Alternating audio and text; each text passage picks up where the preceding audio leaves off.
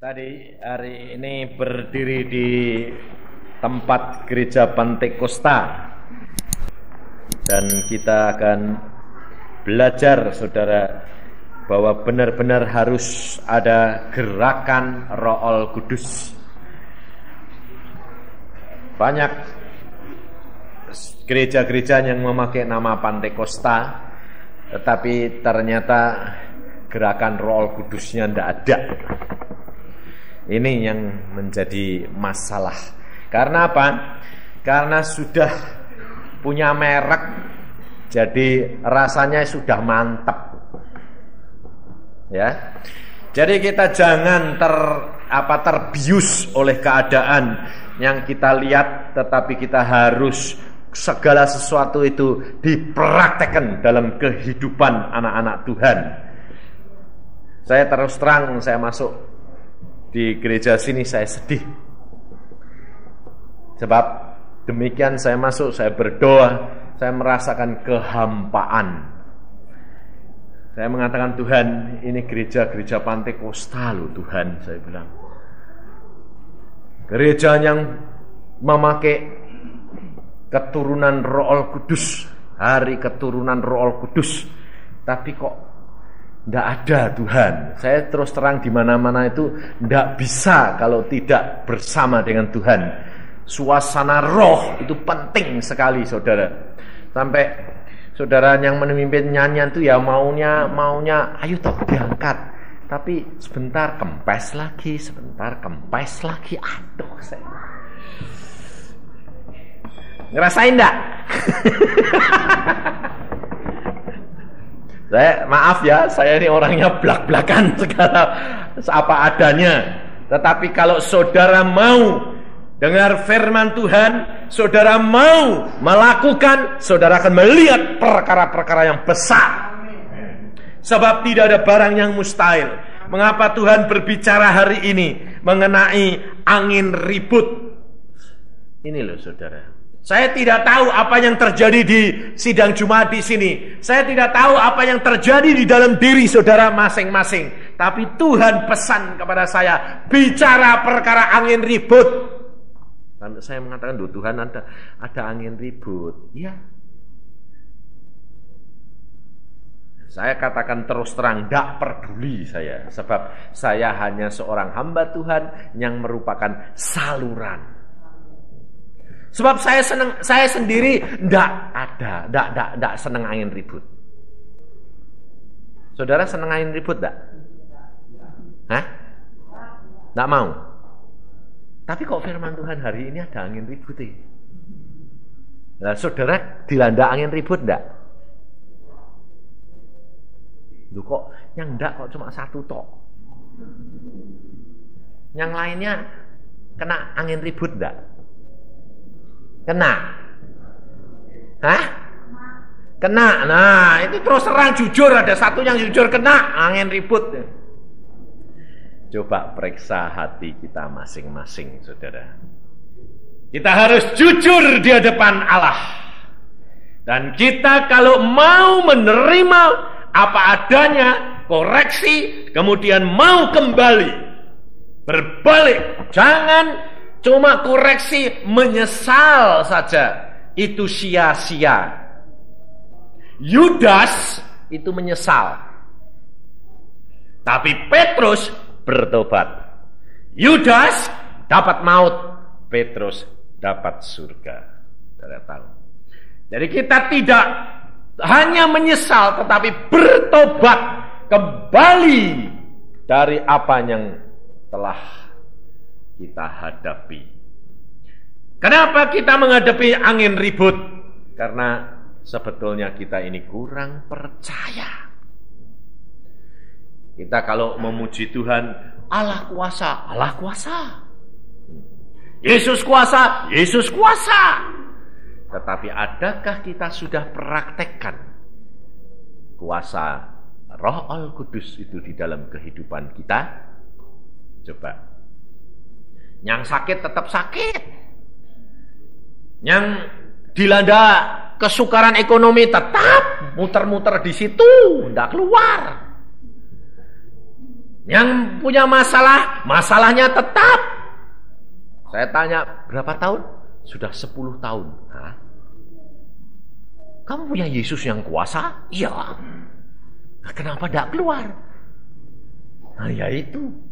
Ganti tanya saya, lah ya itu. Ini loh saudara, ini kenyataan hidup. Kalau engkau punya Yesus yang berkuasa, mesti keluar dari masalahmu. Tidak mungkin Yesus itu membiarkan engkau berputar-putar terus. Anakmu yang sudah masuk dalam lubang yang dalam, yang gelap, yang menangis, yang berteriak-teriak minta jalan keluar, apa engkau biarkan? Tidak mungkin. Engkau segera tolong kalau anakmu itu sudah bertobat sungguh-sungguh. Inilah sudah. Kerap kali kita cuma hanya percaya hanya di mulut, tapi tidak di hati. Kita berani mengatakan percaya. Banyak anak-anak Tuhan mengatakan percaya. Hal ini dialami oleh seorang istri hamba Tuhan, di mana matanya itu tambah lama tambah buta karena pembuluh darahnya itu menyempit. Kemudian dokter mengatakan ini tidak bisa sembuh kalau tidak terjadi mujizat. Lalu pada satu hari dia mengatakan begini, datang ke rumah saya berdoa, lalu Tuhan mengatakan, kalau engkau percaya sungguh-sungguh, maka aku akan bertindak. Pada saat itu imannya timbul. Dia mengatakan apa? Baik, saya percaya. Lalu setelah dia mengatakan percaya, langsung ambil tindakan. Wah, emosionalnya keluar. Orang istri ini sudah tua. Dia bilang, aku bertindak sekarang. Apa? Saya bilang, saya pikir saya apa ini? Tidak taunya bilang, saya stop semua obat. Hah? Saya bilang, Tante, gue kuat nanti sakitnya itu. Karena kalau sudah sakit itu kayak ditusuk pisau. Dia bilang, berani saya. Wah, saya berdoa, Tuhan, dia ini berani enggak kok emosi gini. Tuhan mengatakan, asal dia konsekuen, aku sembuhkan total. Lalu 1 hari tidak makan, 2 hari tidak makan, seminggu tidak makan, 10 hari mulai sakit. Malam itu Tuhan berbicara. Kalau malam ini dia tahan, berani mengorbankan matanya karena aku akan sembuhkan, jamah dia. Wah, saya mengatakan puji Tuhan. Wah, kuat. Saya bilang, kalau kamu kuat akan dijamah Tuhan. Percaya, ya. Sampai top jam 12, sakitnya luar biasa. Suaminya berdoa terus, Tuhan kuatkan. Dia berdoa begitu, istrinya meledak. Enggak kuat. Dia bilang, ambil obat. Suaminya bilang, tahan sedikit saja. Ya kamu yang enggak ngerasain, saya yang ngerasain. Ambil obat. Aduh, sayang dong, ini terakhir, ini sudah final. Ambil, minum obatnya, belang. Sakitnya turun menjadi buta total. Tidak tahu. Dan malam itu jam 2 Tuhan bicara kepada saya. Saya bangun, saya kaget. Ada apa Tuhan? Lihat itu. What? Saya lihat tante itu mati imannya. Aduh, saya bilang. Wah, buta Tuhan. Buta. Pagi-pagi saya malam itu saya bilang sama istri saya, aduh gagal. Sama tante. Kenapa? Buta. Dia minum obat. Kamu lihat? Ya, jam 2 tadi Tuhan lihatkan saya. Padahal itu titik akhir untuk terbuka dengan mujizat kuasa Allah. Tapi dia gagal. Ini loh saudara. Mengatakan percaya itu gampang. Dan pagi hari itu suami istri ini datang. Dia mengatakan apa? Yusa, sebelum dia ngomong, saya sudah mengatakan, tante, engkau gagal. Nangis dia. Aku tidak kuat. Jangan janji kalau engkau tidak kuat. Pada saat itu saya sudah mau batalkan. Saya katakan, tante, jangan janji. Tapi tante ngotot mengatakan, aku mati pun mau tidak bakal minum obat ini lagi. Saya sudah batalkan 2 kali. Tante mengatakan, enggak, oke. Dan sekarang tante gagal. Saudara, dia menangis minta ampun, tapi sudah terlambat. Ini loh saudara. Maka kita jangan sampai emosional. Tetapi kalau kita percaya, mulai praktekkan di dalam kehidupan kita. Segala perkara tidak ada yang terkecuali. Ini loh. Kita harus imani. Kalau sudah mengimani segala perkara itu harus sampai lewat. Sebab iman itu diuji sampai puncak. Setelah puncak ini kamu lampaui, maka engkau akan peroleh. Tapi puncak inilah, titik terakhir inilah yang paling berat. Dan banyak anak-anak Tuhan gagal untuk melampauinya. Ini saudara. Maka dari itu harus engkau belajar dari perkara yang kecil, perkara yang sepele. Umpamanya perkara duit, ya duit itu yang kecil-kecilan. Jadi tidak sekaligus nanti habis-habisan. Sebab Tuhan itu bijaksana, Dia mengajar kita dari sedikit-sedikit sampai sebukit. Kalau engkau sudah dapat dituntut banyak, engkau akan dituntut banyak. Yang didapat sedikit, dituntut sedikit. Jadi jangan iri, jangan niru orang lain. Banyak saya katakan, jangan niru. Banyak kesaksian yang saya berikan, tak tahu, tetapi jangan niru, saya mengatakan. Sebab hal itu belum tentu cocok buat Anda.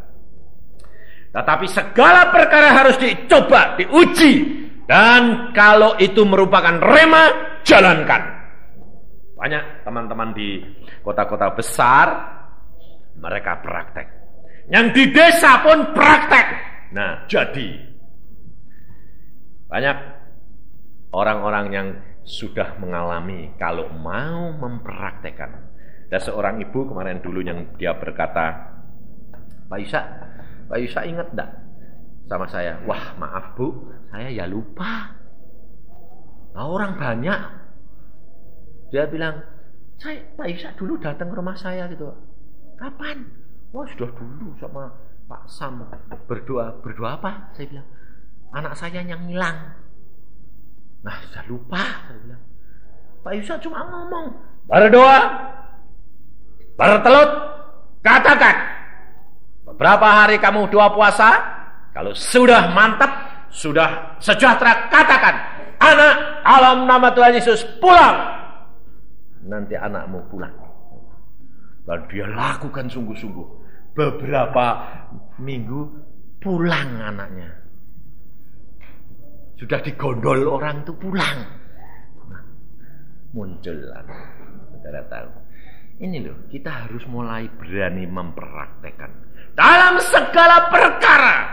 Tidak ada barang yang mustahil bagi Tuhan. Pada waktu saya pulang dari Bandung ke Jepara, saya pulang malam. Malam-malam saya pulang. Saya sudah berdoa, Tuhan, saya ingin pulang malam ini sampai ke Jepara. Boleh enggak? Tuhan mengatakan, boleh. Anak-anak saya tanya, bagaimana? Sejahtera apa? Berangkat. Sampai. Tetapi saudara tahu, sudah lewat Cirebon sampai Tegal, sampai Brebes, banjirnya 75 cm. Wah, mobil mogok semuanya. Waduh, sudah jam 11:30 malam. Saya mau pulang. Saya bilang, Tuhan, Engkau tadi mengatakan boleh. Tapi mengapa di depanku sekarang banjir sekarang segini? Mobil semua mogok. Lalu rombongan orang 20 datang. Pak, dorong ya Pak. Biasa toh kalau banjir, dorong. Oh Pak. Saya diam saja sebentar, saya bilang. Jadi pada waktu saya berhenti di tempat yang agak dangkal, saya berdoa. Istri sama anak-anak. Yuk kita berdoa. Tuhan, Engkau tadi di rumah mengatakan bahwa aku boleh pulang. Tapi di depanku sekarang air banjir kayak begini. Keras luar biasa. Mana mungkin aku menyeberang Tuhan pulang. Apakah aku harus kembali? Tetapi hamba percaya firman-Mu ya dan amin. Dan Engkau sudah melihat apa yang akan terjadi. Lalu Tuhan berkata apa? Nyebrang. Lalu anak saya tanya, nyebrang? Nyebrang papa. Istri saya bilang, nyebrang, amin, nyebrang. Saya bilang, orang-orang bilang gini, Pak, enggak mungkin Pak, wong 75 sampai 1 meter itu enggak mungkin. Saudara tahu, air itu tempat duduk saya itu basah. Mobil itu tempat duduknya itu tenggelam. Jadi anak-anak itu berdiri sampai di kap gini nyondol. Wah, basah semua nih nanti. Nah, kamu bilang nyebrang ya resiko. Nyebrang, oke. Kita mau lihat kapal Allah berjalan. Mobil padahal. Lalu saya bilang, dalam nama Tuhan Yesus, aku nyebrang. Anak-anak nyanyi. Menyeberang sungai Yordan. Itu pakai mobil. Waktu saya jalan satu. Itu kayak stombot karena anunya kan tenggelam knalpotnya. Orang-orang bilang enggak mungkin. Bilang enggak bisa Pak, bisa. Kamu buktikan. Orangnya ini sampai ikut di kanan kiri mobil saya. Karena apa? Mau membuktikan. Saya jalan terus. Dalam nama saya nyebrang. Anak nyanyi terus. Haleluya. Nyebrang sungai Yordan. Nyebrang. Orang-orang sampai dia saking kesengsemnya apa? Tepuk tangan. Malah enggak kecewa. Wah ini kapal motor dia bilang.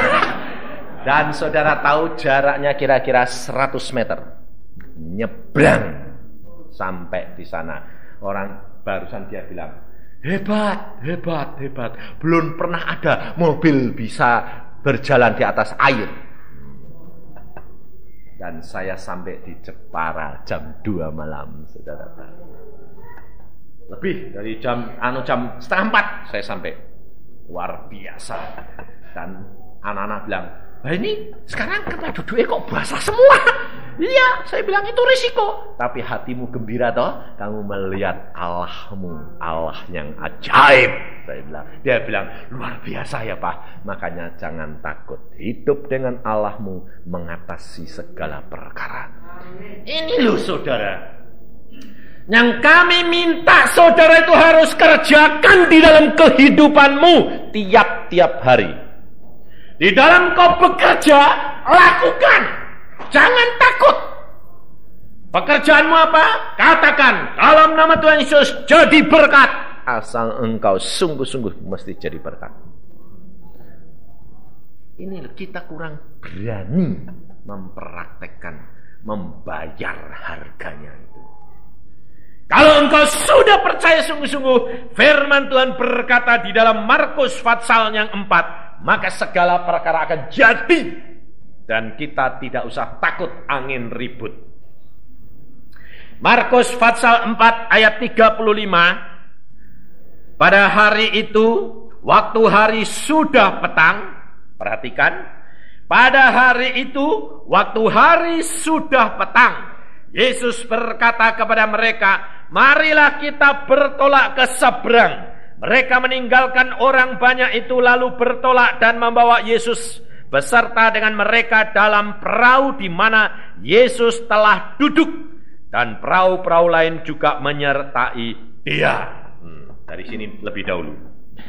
Pada hari itu, waktu hari sudah petang. Ingat saudara, bahwa saat-saat ini adalah akhir zaman. Hari sudah mulai petang, di mana kedatangan Tuhan sudah hampir tiba. Pada hari di mana hari itu sudah petang. Seperti hari ini, kita berbakti petang. Tidak pagi, tidak sore. Sudah mulai petang. Sebentar lagi masuk ke malam yang gelap. Banyak hamba-hamba Tuhan sudah diberitahu bahwa kedatangan Tuhan Yesus sudah amat singkat. Dan kalau sudah singkat berarti hari ini sudah petang, sudah mulai masuk kepada kegelapan. Di mana kuasa gelap akan turun untuk mengacaukan dunia ini. Dan engkau anak-anak Tuhan yang jadi sasaran yang pertama. Bukan orang dunia, tapi anak-anak Tuhan yang jadi sasaran yang pertama. Karena engkau sudah tercatat namamu supaya dicabut, supaya terhilang jiwamu. Jadi kalau anak-anak Tuhan banyak kesulitan, itu sudah biasa.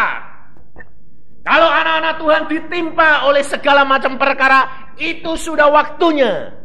Tetapi perhatikan firman Tuhan, engkau harus praktek, gunakan kuasa yang ada di dalam dirimu. Jangan diam saja. Bilang sakit sedikit, tidak apa-apa. Toh ada obat. Nanti ada masuk, pertama kali iblis itu masuk melalui apa saudara? Pikiran. Pikiran mulai masuk. Mulai masuk pikiran ini, kamu jadi anak Tuhan, tapi apa gunanya coba? Tidak ada apa-apanya. Lalu dibuat kecewa, lalu ditunjukin orang Kristen yang membuat kamu kecewa. Kamu ditunjukin gembala sidang, majelis yang perbuatannya begini, kecewa. Kau harus tahu firman Tuhan sudah mengatakan hari sudah petang, sudah akan masuk ke dalam malam. Dan Yesus berkata kepada mereka, marilah kita bertolak ke seberang.